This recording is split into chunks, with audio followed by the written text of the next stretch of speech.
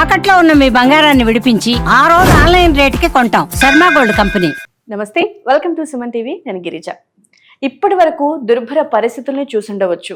మరి ద్వాదశ రాశులకి మకర సంక్రమణం తర్వాత ఏ విధంగా ఉండబోతోంది? పరిస్థితుల్లో ఏమైనా మార్పులు చేర్పులు రాబోతున్నాయా? ఒకవేళ మార్పులు చేర్పులు జరిగినప్పుడు ఏమైనా సమస్యలు ఉన్నప్పుడు మంచి పరిహారాలు కూడా తెలియాలి కదా. మరి ఈ విషయాలన్నీ తెలియచేయడానికి ద్వాదశ రాశులకి ముఖ్యంగా ఈ 11 రోజులు అంటే దాదాపుగా ఈ నెల 21వ తేదీ నుంచి 31వ తేదీ వరకు ద్వాదశ రాశుల వారికి ఏ విధంగా ఉండబోతోందో తెలియజేసేందుకు ఇవాళ మనతో పాటు ఉన్నారు ప్రముఖ జ్యోతిష పండితులు బ్రహ్మశ్రీ నందిబట్ల శ్రీహరి శర్మ గురువు గారు. మరి వారి మాటల్లో తెలుసుకుందాం. గురుగారు నమస్కారం. వాగర్థావివ సంపృక్తౌ వాగర్థ ప్రతిపత్తయే జగతః పితరౌ వందే పార్వతీ పరమేశ్వరౌ. సదాశివసమారంభాం శంకరాచార్య మధ్యమాం అస్మదాచార్య పర్యంతం వందే గురు పరంపరాం. ఆదిత్యాయ చ సోమాయ మంగళాయ బుధాయ చ గురుశుక్ర శనిభ్యశ్చ రాహవే కేతవే నమః. శృంగేరి జగద్గురు పీఠాధిపతులకి కంచి పీఠాధిపతులకి నమస్కారంలో తెలియజేసుకుంటూ కార్యక్రమాన్ని ప్రారంభిద్దాం. గురుగారు, మనకి కన్యా రాశి వారికి ఈ నెల 21వ తేదీ నుండి 31వ తేదీ వరకు ఏ విధంగా ఉండబోతుంది అంటారు? గురుగారు తెలియజేస్తారా? కన్యా రాశి వారికి 21వ తారీఖు నుంచి 31 జనవరి వరకు ఏ విధంగా ఉండబోతుందో తెలుసుకునే ముందు గ్రహ సంచారం తెలుసుకుందాం. రాశిలోనే కేతువు, సప్తమంలో రాహువు, అలాగే చతుర్థంలో బుధుడు మరియు పంచమంలో రవి మరియు షష్టమంలో శని శుక్రుడు, నవమ స్థానంలో గురువు వక్రీకరించి ఉండడం, అలాగే కుజుడు స్తంభించి వక్రీకరించి స్థితి పొంది ఉండడం లాభస్థానంలో. వెరసి చూసుకున్నట్లయితే ఈ యొక్క కన్యా రాశిలో జన్మించినటువంటి స్త్రీ పురుషులకి ఎవరికైనప్పటికీ కూడా శుభ అశుభ మిశ్రమంగా ఉంది. అయితే ఏ ఏ రంగాల్లో ఉన్నటువంటి వారికి ఏ విధంగా ఉండబోతుంది అనేటువంటి విషయాన్ని తెలుసుకునే ముందు ముఖ్యంగా సంతానం కోసం ఎదురు చూసేటువంటి వ్యక్తులకి సంతానానికి సంబంధించినటువంటి శుభ సమాచారం అనేటువంటిది ఈ యొక్క రాశిలో జన్మించినటువంటి వారికి కలగబోతుంది. ఇక అన్నిటికంటే ముఖ్యంగా కుటుంబ సౌఖ్యము, గృహ సౌఖ్యము అనగా గృహానికి సంబంధించినటువంటి ఏవైతే లోన్లు ఎక్స్పెక్ట్ చేస్తున్నారో లేదా గృహ సంపూర్ణానికి సంబంధించినటువంటి ఏవైతే ఉంటాయో గృహ మరమ్మతులు ఇవన్నీ కూడాను ఈ 21వ తారీఖు నుంచి 31వ తారీఖు లోపల మీరు చేసుకోగలుగుతారని చెప్పవచ్చు.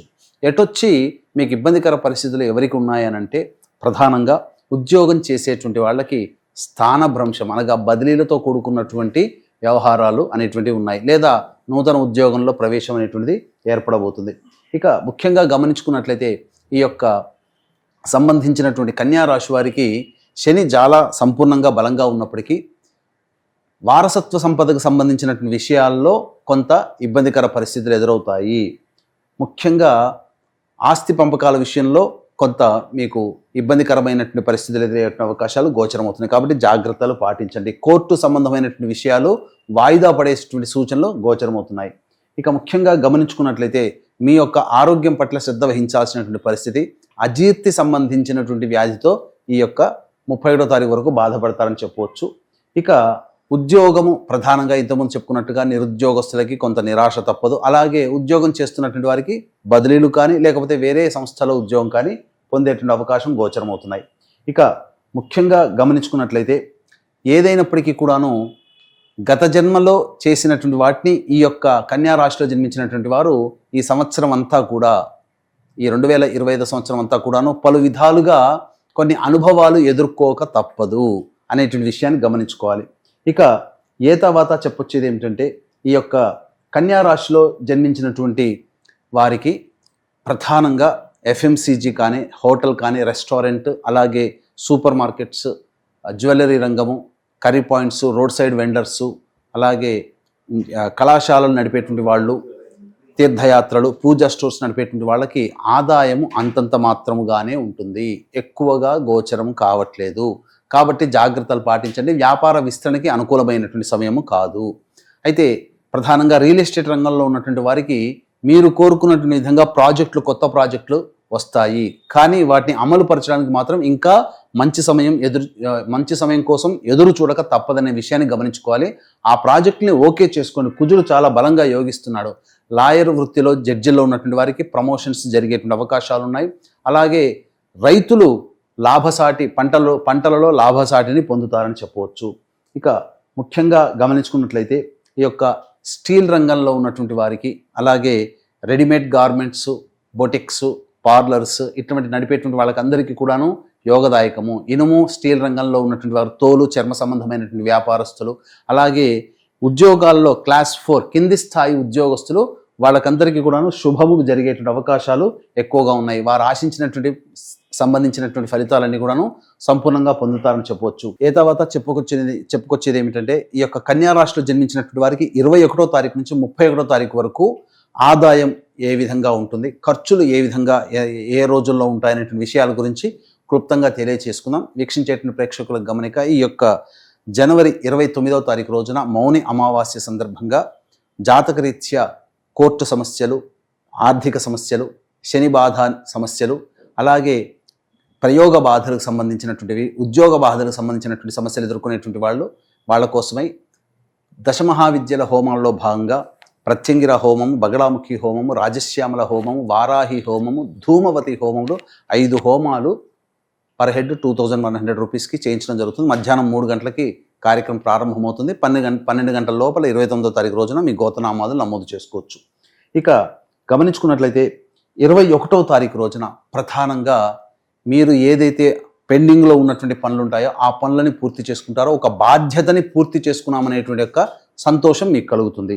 ఇక 22, 23వ తారీఖుల్లో కనుక చూసుకున్నట్లయితే ప్రధానంగా కుటుంబముతో వివాదాలు, ధనపరమైనటువంటి కష్టములు ఎక్కువగా పెరగడము, అలాగే మానసికమైనటువంటి ప్రశాంతత లోపిస్తుంది. కుటుంబ సభ్యులతో వాగ్వివాదాలు పెరుగుతాయని చెప్పవచ్చు.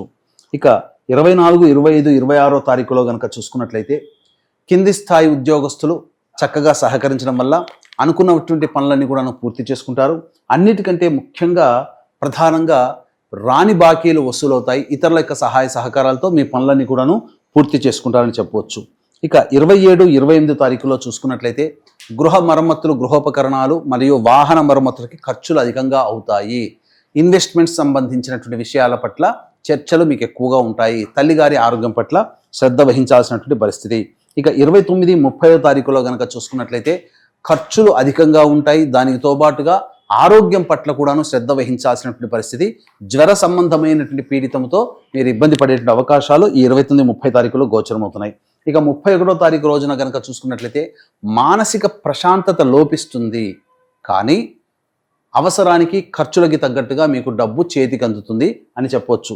తర్వాత ఈ యొక్క కన్యా రాశిలో జన్మించినటువంటి వారికి మిశ్రమ ఫలితాలు పొందుతారని చెప్పవచ్చు. అయితే గురుగారు మిశ్రమ ఫలితాలు అంటున్నారు, ముఖ్యంగా అంటే డబ్బు చేతికి వస్తుంది కానీ ప్రశాంతత కాస్త కరువైతుంది అని అన్నారు కాబట్టి కన్యా రాశి వారికి. సో ఓవరాల్ గా మనకి 11 రోజులకి సంబంధించి ఎలాంటి పరిహారం చేసుకుంటే గనక సమస్యల నుండి బయటపడే అవకాశం ఉంటుందంటారు? ఈ 21వ తారీఖు నుంచి 31వ తారీఖు వరకు ఉన్నటువంటి రోజుల్లో అనుకున్నటువంటి పనులు సాగించుకోవాలి అనుకుంటే ప్రతిరోజు కూడా కాలభైరవాష్టకము, లక్ష్మీ నృసింహ కరావలంబ స్తోత్ర పారాయణం ప్రతిరోజు 3 సార్లు పఠించాలి. ఇప్పుడు చెప్పినటువంటి సమస్యల కంటే భిన్నంగా మీ యొక్క కార్యాచరణ ఉంది అని అంటే మీ యొక్క జన్మజాతకంలో నడుస్తున్నటువంటి గ్రహ దశాంతర్దశల యొక్క ప్రభావాలు. కావున దగ్గరలోని మంచి ఉపాసనా పరులైనటువంటి జ్యోతిష్యుని సంప్రదించి మీ యొక్క జాతకరీత్యా కలుగు సూచనలు, సలహాలు పాటించినట్లయితే మరింత మెరుగైనటువంటి జీవితాన్ని పొందుతారని తెలియచేయవచ్చు. ఓకే గురుగారు, రాశికి సంబంధించి అలాగే పాటించాల్సినటువంటి పరిహారం గురించి కూడా చాలా చక్కగా తెలియజేశారు గురుగారు. ధన్యవాదాలు. సర్వం శ్రీ ఉమామహేశ్వర పరబ్రహ్మార్పణమస్తు.